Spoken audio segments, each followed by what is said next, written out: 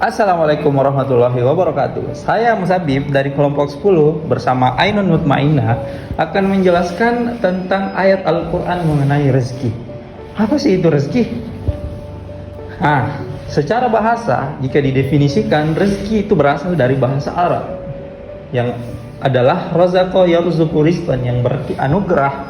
Ada yang mengatakan rezeki itu adalah kekayaan, harta warisan, nasib, pemberian ataupun upah. Sedangkan jika didefinisikan secara istilah, rezeki itu disebut sebagai sesuatu yang dapat dimanfaatkan oleh manusia, baik itu yang dimakan ataupun yang dipakai berupa pakaiannya. Kata razaqah ini dengan berbagai maknanya itu disebut dalam Al-Quran, dia tidak kurang. Namun di dalam arti yang lain, makna ini dapat diartikan dengan makna yang berbeda-beda.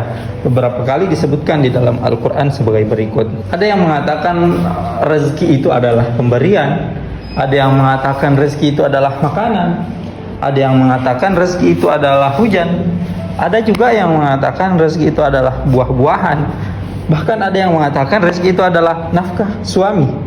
Rezeki beberapa kali disebutkan di dalam Al-Quran, seperti dalam surah Al-Ankabut, Al-Mulk, dan surah Hud yang berbunyi, Kana wa ka'ayyin min dabbatin la tahmilu rizquhallahu wa yarzuquha wa iyyakum wa huwas samiul alim.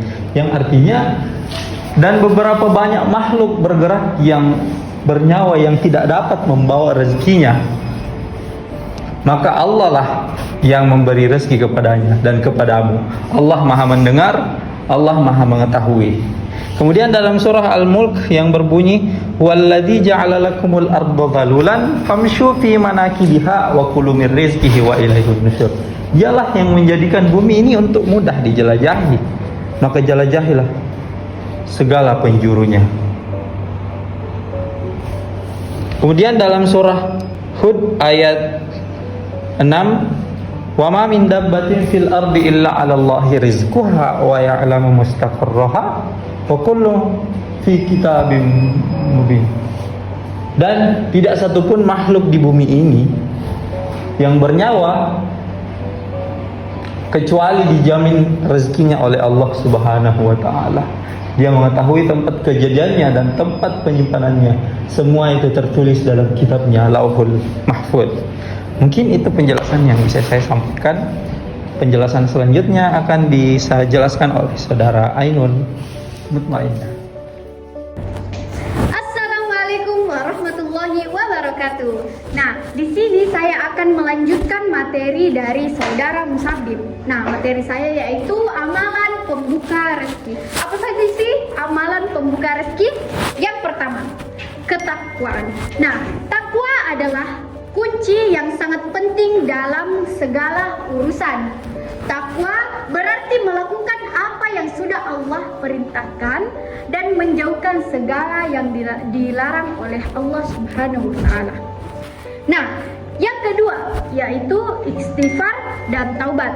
Istighfar serta taubat berkorelasi positif dengan kemudahan rezeki kita. Bahkan istighfar dan taubat bisa menjadi magnet rezeki yang dapat menarik dari apa yang diharapkan. Hal ini bukan tanpa sebab. Orang yang senantiasa beristighfar dan bertaubat mampu mendatangkan ampunan oleh Allah Subhanahu wa taala. Nah, yang ketiga yaitu bersedekah. Nah, sedekah memiliki banyak keutamaan. Sedekah memberikan pengaruh yang sangat luar biasa bagi si pemberi dan penerima sedekah itu. Seperti menjadi tenang, bahagia, serta lapang dada. Yang keempat atau yang terakhir yaitu sholat duha. Nah, perlu kita ketahui bahwa sholat duha merupakan sholat sunnah yang dikerjakan setelah terbitnya matahari sehingga menjelang waktu zuhur. Nah, sebagaimana kita sebagai seorang muslim mengetahui bahwa sholat menjadi solusi bagi beberapa permasalahan hidup.